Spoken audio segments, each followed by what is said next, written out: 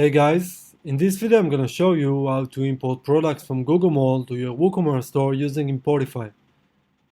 First, visit the product page you would like to import and click on the Add button. The Importify editor window will be open up and you can edit the product title, description, and the pricing.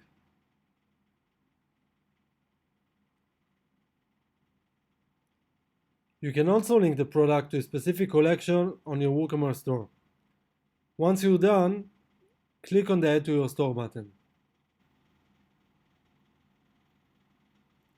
Click on the View link to view the product page at your store.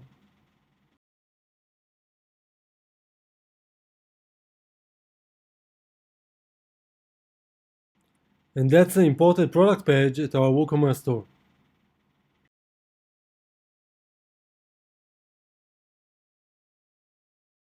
That's it. Thank you for watching this video. Please make sure you subscribe for our YouTube channel for more dropshipping tips and Importify updates. See you next time.